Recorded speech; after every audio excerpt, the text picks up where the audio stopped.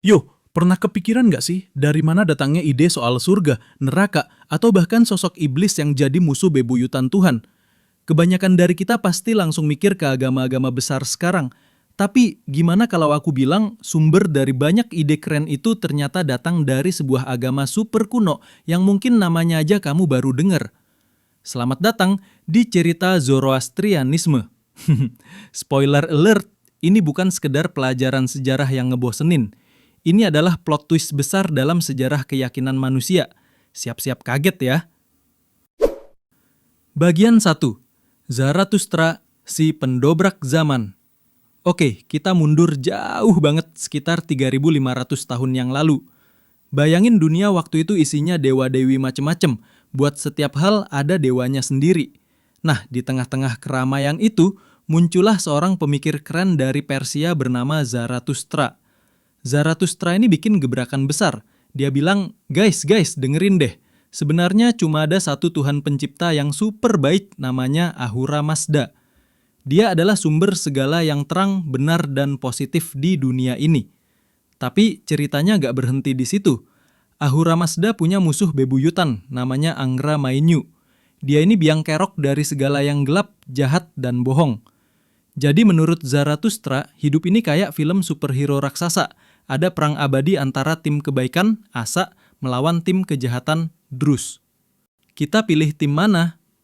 Nah, di tengah perang abadi ini, kita tuh nggak cuma jadi penonton yang makan popcorn. Menurut Zarathustra, kita semua punya kekuatan super, kehendak bebas. Setiap hari kita dikasih pilihan buat milih tim. Caranya gimana? Lewat mantra andalan mereka. Humata, Hukta, Varsta, yang artinya pikiran baik, perkataan baik, dan perbuatan baik. Simpel banget kan? Intinya, setiap kali kita jujur, berbuat baik, atau bahkan cuma mikirin hal positif, kita itu lagi ngasih poin buat tim terang. Sebaliknya, kalau kita bohong atau jahat, ya kita lagi bantu tim gelap. Jadi nasib dunia ini ada di tangan kita juga. Keren! Bagian 3. Bocoran soal hari kiamat. Oke, sekarang kita masuk ke bagian yang paling seru. Cerita soal kiamat versi mereka. Ini bener-bener kayak nonton film blockbuster. Zoroastrianisme percaya kalau perang kosmis ini bakal ada finalnya. Nanti bakal ada peristiwa yang namanya Frashokereti, di mana tim kejahatan bakal kalah telak. Dan di hari itu, semua orang yang pernah hidup bakal dibangkitkan lagi. Yap, semuanya. Terus ada hari penghatiman. Di sini nggak ada tuh yang namanya status sosial atau kekayaan. Yang dihitung cuma amal perbuatan kita. Kalau perbuatan baik kita lebih berat, kita bakal masuk surga yang disebut rumah lagu. Kalau sebaliknya, siap-siap masuk neraka, si rumah kebohongan. Dan buat nentuin nasib kita, ada ujian terakhir. Menyeberangi jembatan Cinfat. Buat orang baik, jembatannya bakal lebar kayak jalan tol. Gampang banget dilewatin. Tapi buat orang jahat, jembatannya bakal jadi setipis silet. Dan udah pasti mereka bakal kepeleset jatuh ke neraka. Gokil kan? Bagian 4. Inspirasi atau nyontek masal. Tunggu dulu. Kiamat, kebangkitan, surga neraka, jembatan setipis pedang, Tuhan lawan iblis. Kok kedengeran familiar banget ya? Nah, disinilah letak pengaruh gilanya Zoroastrianisme. Banyak ahli sejarah percaya, waktu bangsa Yahudi diasingkan ke Babilonia ribuan tahun lalu, mereka hidup bertetangga sama orang-orang Persia. Disitulah terjadi transfer ide besar-besaran. Konsep-konsep Zoroaster yang keren ini mulai masuk ke pemikiran Yahudi, yang kemudian diteruskan ke Kristen dan Islam.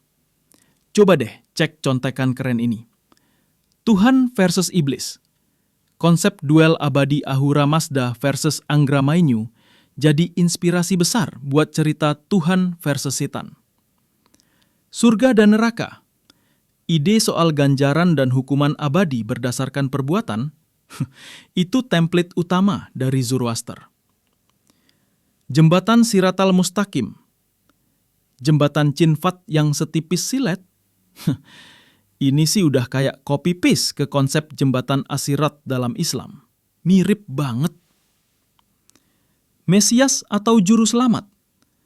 Mereka juga nungguin sosok penyelamat di akhir zaman bernama Sosyan. Kedengeran mirip sama konsep Mesias atau Imam Mahdi kan? Bagian 5. Dari agama superpower jadi minoritas. Dulu, Zoroastrianisme ini bukan agama kaleng-kaleng. Selama lebih dari 1000 tahun, ini adalah agama resmi kekaisaran-kekaisaran superpower Persia. Pendetanya yang disebut Maji terkenal sebagai orang-orang paling bijak di zamannya. Tapi ya, roda itu berputar. Setelah invasi Arab dan penyebaran Islam di abad ke-7, pamor Zoroastrianisme mulai meredup. Banyak yang pindah agama. Tapi ada sekelompok orang yang die hard banget sama keyakinan mereka. Mereka kabur ke India dan sampai sekarang dikenal sebagai komunitas Parsi. Berkat mereka lah agama ini masih ada sampai hari ini. Penutup, idenya abadi, meski orangnya sedikit. Narator sekarang penganut Zoroastrianisme di seluruh dunia mungkin cuma sekitar 200.000 orang. Kecil banget dibanding agama-agama lain. Tapi warisan mereka itu loh yang gede banget.